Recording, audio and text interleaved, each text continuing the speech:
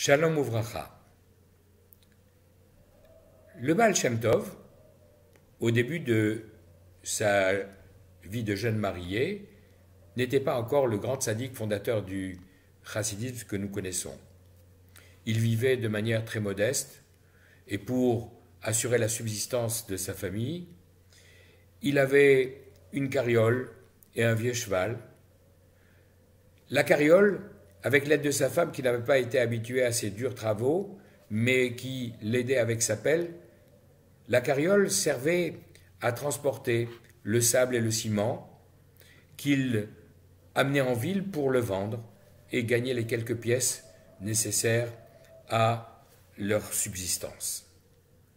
Quelquefois, il partait des semaines entières, allant d'une ville à l'autre, comme les pauvres airs qu'on trouvait ainsi dans de tels déplacements.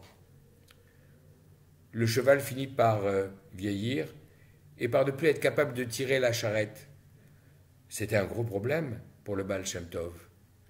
Il s'en ouvert auprès de ses amis d'infortune qui lui dirent, tu sais, à Ouman, il y a un riche propriétaire foncier qui non seulement accueille à bras ouverts tous les gens qui sont en difficulté, tous les nécessiteux, en leur donnant l'aide qu'ils souhaitent, mais il a tellement de bêtes à sa disposition que si quelqu'un a un problème avec son cheval, alors il est prêt à l'échanger contre un de ses chevaux qui ne sont plus capables de tirer la charrue, mais qui sont encore tout à fait bien pour le genre de travail que tu fais avec.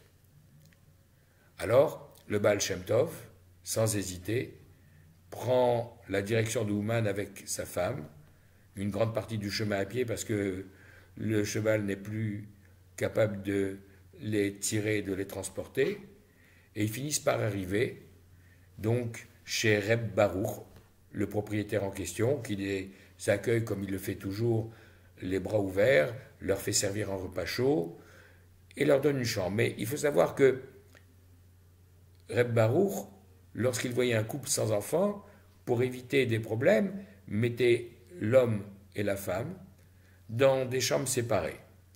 Il s'en excuse par avance auprès du Baal Shem Tov qui comprend tout à fait. Le Baal Shem Tov lui explique le problème de son cheval. C'est pas un souci. Il donne aussitôt l'ordre à ses serviteurs de trouver une bête en assez bon état pour faire l'échange.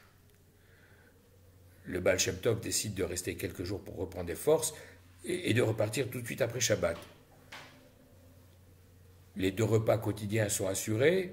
Le Shabbat, tous les pauvres se retrouvent à la table de Reb Baruch.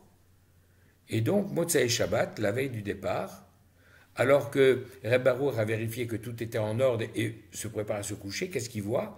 Par la fenêtre, une grande lumière qui vient de la maison dans laquelle il accueille les familles nécessiteuses.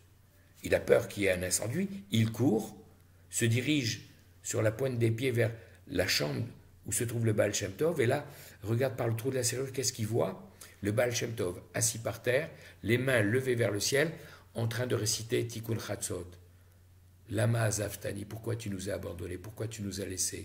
La complainte que les Juifs pieux récitent au milieu de la nuit, en se désolant de la destruction du Beth Amikdash, du temple, et en se plaignant de l'exil de la Shrina, de la présence divine qui a été obligée de quitter la terre d'Israël. Mais à côté du Baal Shem Tov, debout, il y a un grand personnage habillé de blanc, avec une longue barbe blanche, et tout ça baigné dans une grande lumière tellement forte, tellement impressionnante, que Reb Baruch, toujours regardant par le trou de la serrure, s'évanouit. Le bruit de sa chute dans le couloir surprend le Baal Shem Tov qui ouvre la porte, le trouve, le secoue, essaye de le réanimer, et finalement, lorsqu'il reprend ses esprits, Reb Baruch lui dit, excusez-moi, si j'avais su que vous étiez un personnage tellement important, je ne vous aurais pas reçu dans ces conditions, je vous aurais donné tout le kavod, tout le respect qui vous était dû. Le Baal Shem Tov dit surtout, ne dites rien à personne. Ne dites rien de ce que vous avez vu, ne dites rien de ce que je vais vous dire. Alors Reb Baruch lui dit, excusez mon audace, mais permettez-moi une question. Qui était cet homme vêtu de blanc qui était debout à côté de vous?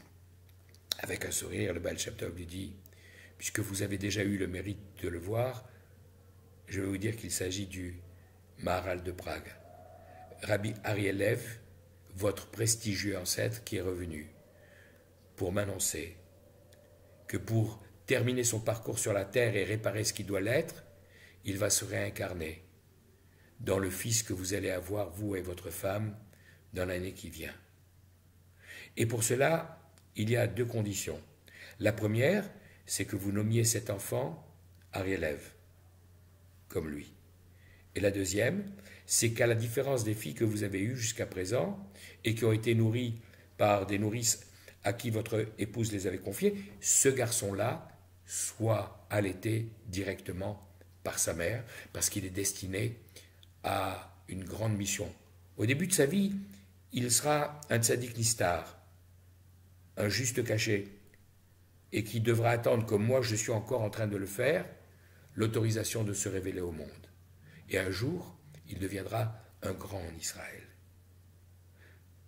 Puisque j'ai eu l'audace déjà de commencer à parler, une autre question, permettez-moi, comment vous appelez-vous? Où habitez-vous?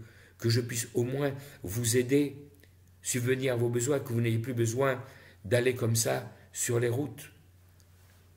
Le Baal Shem Tov lui dit, il n'en est pas question. Je vous rappelle ma demande de ne rien dire de ce que vous avez vu, de ne rien dire de ce que je vous ai dit. Gardez ce secret pour vous. De toute manière, le moment venu, je reviendrai pour assister à la Mila de votre enfant. Alors, le Baal Shem Tov, le lendemain, comme prévu, prend la route. Comme annoncé, Rachel, la femme de Reb Baruch, devient enceinte et dans l'année, elle donne naissance à un magnifique petit garçon. Imaginez la joie du couple, imaginez la joie de la maisonnée, et immédiatement il fait annoncer dans toutes les villes environnantes que tout le monde, y compris les familles nécessiteuses, sont invités à la circoncision, à assister au repas qui suivra. Il espère ainsi retrouver son curieux et prestigieux visiteur. Alors, imaginez tout le monde qui afflue de toutes les directions, et le jour de la Mila, dans cette foule immense, tout le monde a un grand sourire en pensant à la bonne chair qu'ils vont partager. Le seul qui a le visage un petit peu fermé, c'est justement Reb Baruch, qui est en train de scruter les visages pour essayer de retrouver son visiteur mystérieux. Quand enfin il le voit, le Baal Shem Tov lui fait un signe de faire comme si rien n'était. La circoncision se déroule, et après, comme il est d'usage, le parrain promène l'enfant au milieu des assistants qui, à tour de rôle, apposent leurs mains sur la tête de l'enfant pour le bénir. Reb Baruch veille à ce qu'on aille également dans la bonne direction, c'est-à-dire vers le Baal Shem Tov, et quand on arrive à lui, le Baal Shem Tov, en s'excusant, dit « Moi je suis un ignorant, je ne connais pas bien l'hébreu, je vais essayer de le dire en yiddish, je ne sais pas grand-chose, mais je sais que mon père m'a expliqué que la circoncision, c'est faire rentrer le jeune enfant dans l'alliance d'Avraham Avinu, de notre ancêtre. Et la seule chose dont je me rappelle, c'est un verset de la Torah qui dit « Ve'Avraham zaken baba yamim » et Avraham zaken.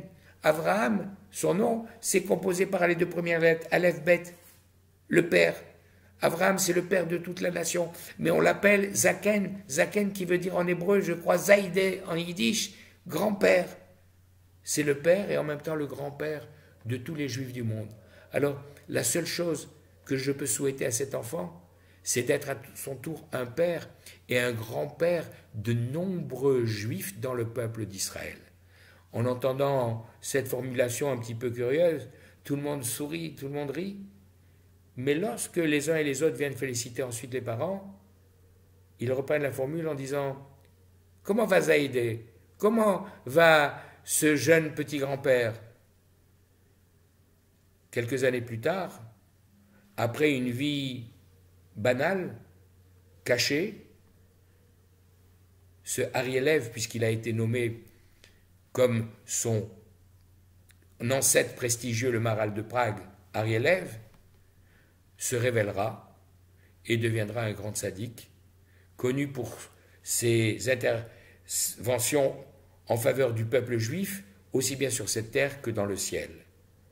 Et il gardera de cette histoire le surnom The Spoiler Zaide, le grand-père de Spola, celui qui aura été donc à la fois le disciple du Baal Shem Tov et le disciple de Rabbi Dovber de Mezerich, le Maguide de Mezerich, le principal élève du Baal Shem Tov.